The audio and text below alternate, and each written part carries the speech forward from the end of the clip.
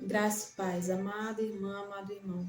Continuando essa série de 3 mensagens, hoje nós vamos continuar no versículo 13, que diz assim, tem o título, 2 discípulos no caminho de Emaús.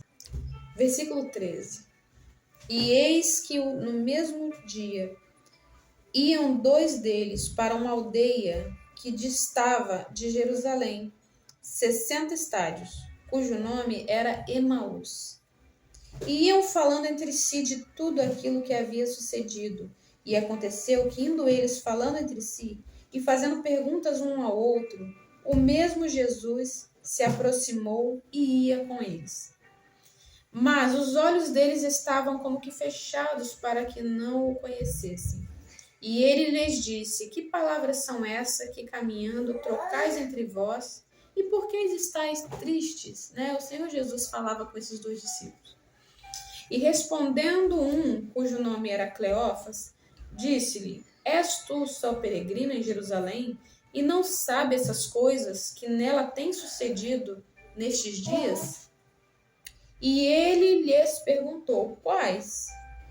E eles lhe disseram: as que dizem respeito a Jesus Nazareno, que foi varão profeta, poderoso em obras e palavras diante de Deus e de todo o povo.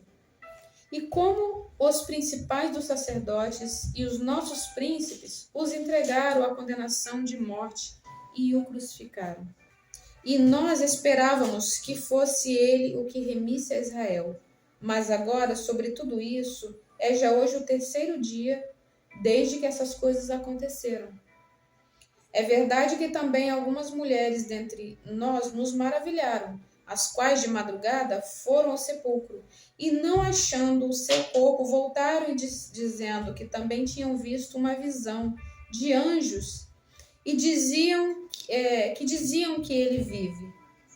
E alguns dos que estavam conosco foram ao sepulcro e acharam ser assim como as mulheres haviam dito, porém a ele não o viram.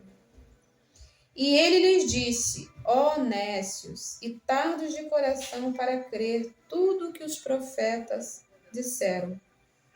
Porventura não convinha que o Cristo padecesse estas coisas e entrasse na sua glória? E começando por Moisés e por todos os profetas, explicava-lhes o que dele se achava em todas as Escrituras. E chegaram à aldeia para onde iam.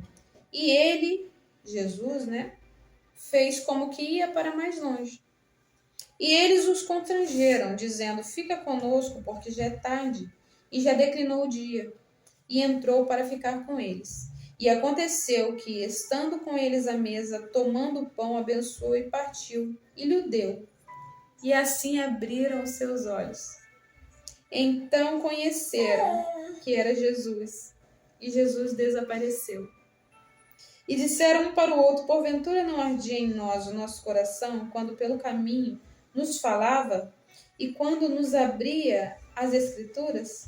E na mesma hora, levantando-se, tornaram a Jerusalém, e acharam congregado os 11, e os que estavam com eles, os quais diziam: ressuscitou verdadeiramente o Senhor, e já apareceu a Simão. E eles lhes contaram o que lhes aconteceram no caminho, e como deles foi conhecido no partir do pão. Olha que coisa tremenda. Depois das mulheres que foram ao sepulcro, não acharam ali o corpo de Jesus, mas sim 2 anjos que falaram com elas. Eles estavam ainda atônitos, perplexos, porque Simão também tinha ido ao sepulcro e viram que o corpo não estava removido. Quer dizer, muitos deles foram lá, olharam e eles falavam entre si, mas ele disse que convinha. Mas ele morreu e agora? E já é o 3º dia disso.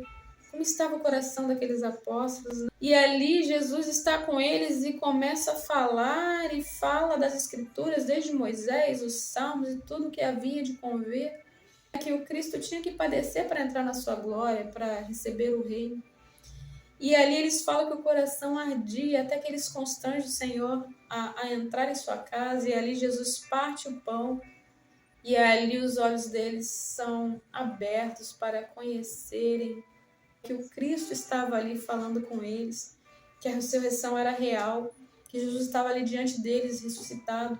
Que coisa tremenda, meu irmão. Imagina vivenciar isso e ver Jesus partindo o pão e de repente Jesus desaparece e eles, na mesma hora, eles voltam para Jerusalém, procuram os 11 apóstolos, todas as pessoas que estavam ali junto com os 11, orando ali e esperando uma resposta, né? Todos ali atônitos. Ele fala, é verdade, ele esteve conosco.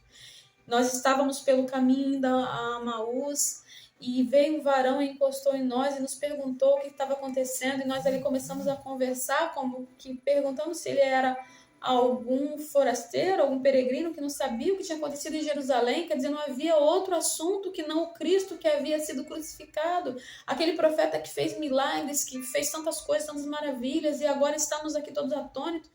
E ele aparece para nós e no partir do pão nós o reconhecemos e ele desapareceu. Que palavra tremenda! Imagina o coração deles sendo preparados. Jesus até nisso preparou os seus apóstolos para poder aparecer diante deles, para que eles não se escandalizassem, não saíssem gritando, correndo, dizendo: o que é isso? Esse homem estava morto e agora aparece. Jesus prepara o coração deles até aparecer a eles, até se apresentar. Talvez Jesus esteja preparando o seu coração para algo maravilhoso que vai fazer em tua vida.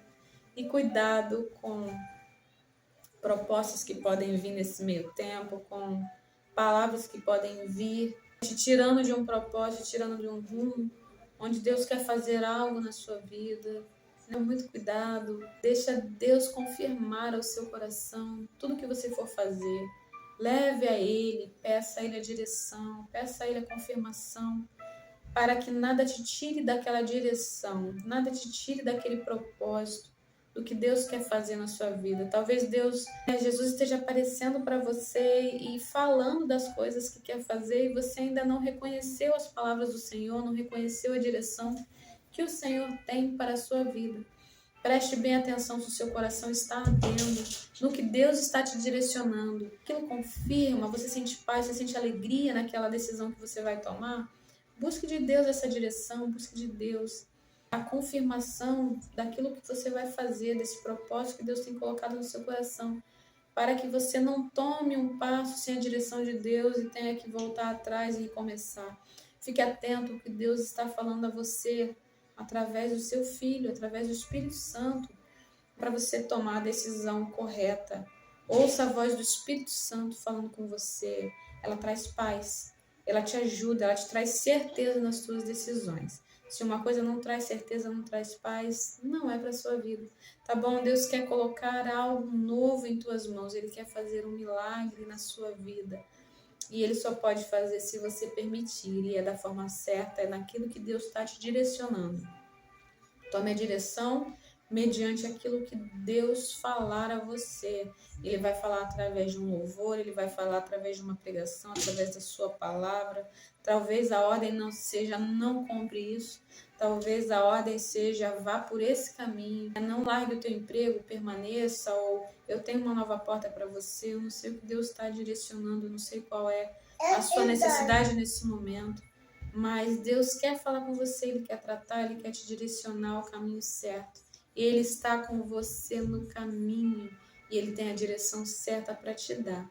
Amém? Se você abrir o seu coração está ardendo pela palavra do Senhor, então peça a Ele a sua direção. Aguarde a direção certa, não tome decisões precipitadamente, mas deixa Deus te dirigir em tudo que você for fazer e você verá, contemplará o milagre acontecer na sua vida. Você crê nessa palavra? Então ore comigo. Senhor, meu Deus e meu Pai, eu te louvo e glorifico no nome santo de Jesus por essa palavra. Eu te peço, Senhor, ajuda meu irmão, ajuda minha irmã a tomar a decisão certa naquilo que ele está pedindo, naquilo que ele está buscando, para que ele não dê um mau passo e tenha que retroceder, começar do zero.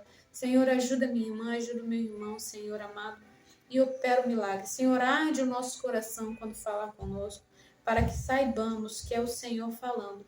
Em nome de Jesus, seja abençoado. Seja abençoada, minha irmã, para a glória do Senhor. Amém. Graça e paz.